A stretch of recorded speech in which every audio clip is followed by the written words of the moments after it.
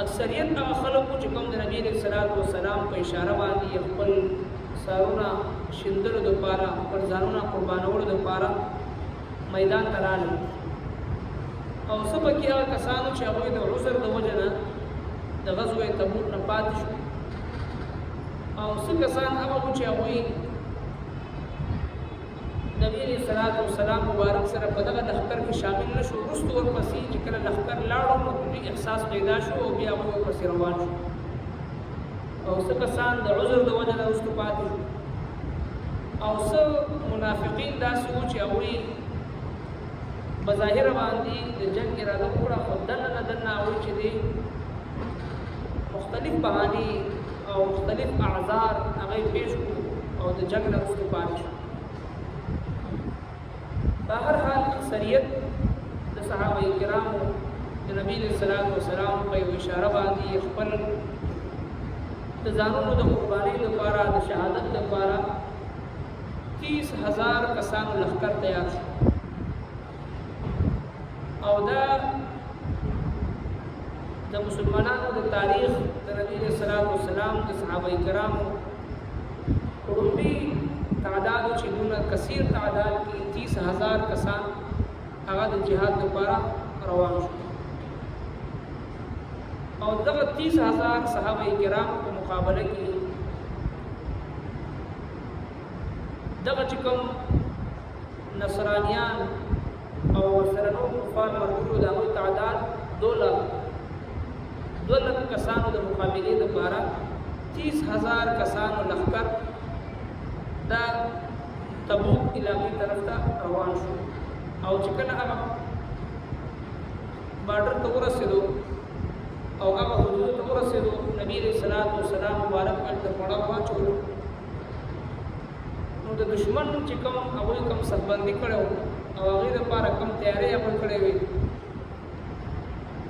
نو د هغې حوصلې ماتې شو چونکې د صحابه کرامو هغه جذبه جهاد او شوق شهادت دا مشهور او د هغوی تاریخ او د هغوی واقعات دغه نصرانیانو دغه روم والو او دغه ایرانیانو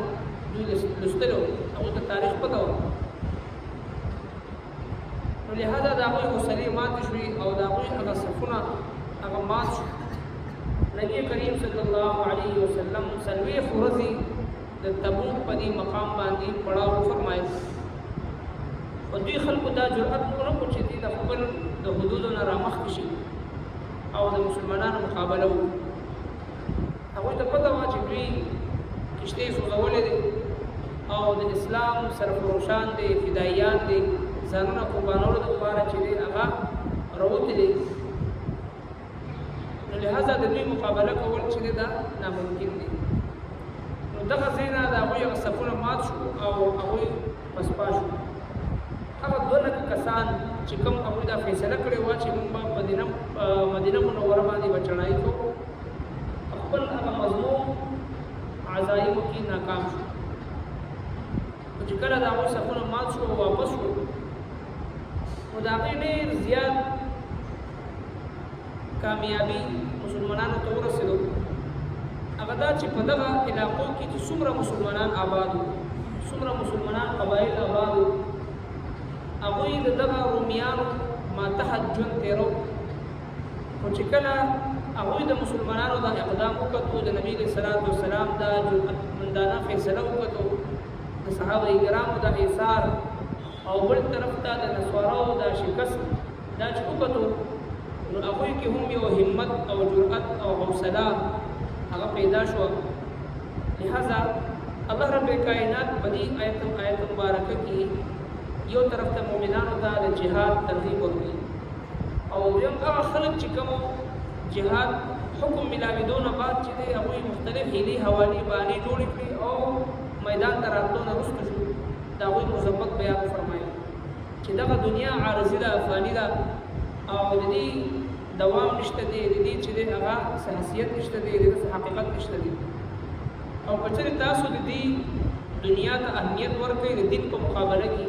د جهاد فی سبیل الله په مقابله کې نو بیا تاسو ته د دې سخت دردناک عذاب به ملاویږي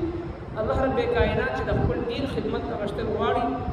تاسو په دې باندې بل څه داسې را پیدا کړي چې هغه به خپل د دین کار واخلي.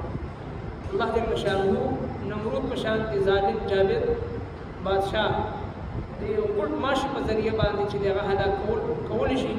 نو الله رب کائنات خپل د دین د جهاد لپاره نور خلق لپاره را پاسه هغه نه دین کار واخلي.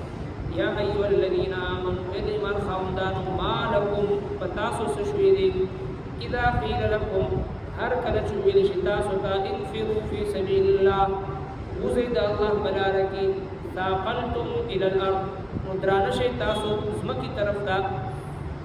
ارزیتم ایا راضی شوی تاسو بالحیات الدنیا پژوند دنیا من الاخره د آخرت په مقابله کې فما متاع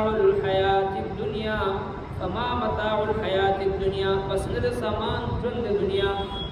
فی الاخره د آخرت په مقابله کې الا قلیل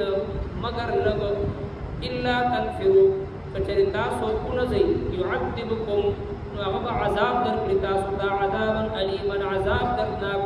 ويستبدل قوما غيركم ويستبدل او بدل کې براولي قوما یو قوم غيركم بلد تاسونا ولا تضروه شيئا او تاسو به رسول شي نقصان اغتا والله على كل شيء قدير والله جل شانه بهر څه باندې قادر دی. چونکه دا جهاد فی سبیل الله عظیمه فریضه ده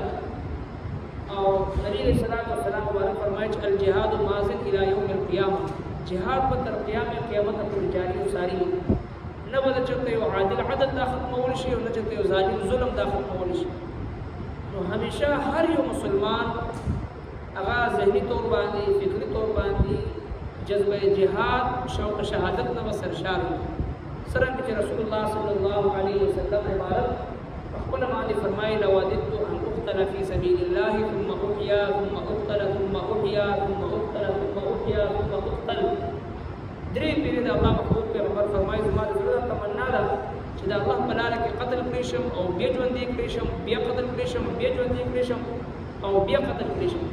درې پیری د تمنا فرمایي د هر مسلمان دا تمنا پکار ده چې دا په زړه کې د دین اسلام د سربلندۍ لپاره اعلاء کلمت الله لپاره د الله د دین دشمنانو سره د جنگیدو یو جذبه دغه په زړه کې وي. او دوه جان سردار مبارک فرمایي چې من ماتا ولم يعزو دا یو سړی په داسې حال کې مړ شي نه جهاد کړی او ولم يحدث به نفسه مات على شعبة من النفاق نه مخبره چې د جهاد کړی وي نه چې په زړه کې د جهاد اراده تیر شوی وي دا چې مړ شي نو په داسې مرګ مړ شي چې دې د منافقت په مرګ باندې مړ شو. نو صح وعید په دې آیت مبارکه کې هم ذکر دی یو مؤمن لره همیشه جذبه جهاد شوق شهادت نه هغه چې سرشار اوسېدل زړه کې خپل اراده محکم ساتل مجاهدینو لپاره دعا کول د دین اسلام د غلبې لپاره دعا کول جانی مالی فکری تعاون کول هغه لپاره فکرمند اوسېدل خپل وس مطابق دا د مؤمن د ایمان تقاضا ده. ربنا تقبل منا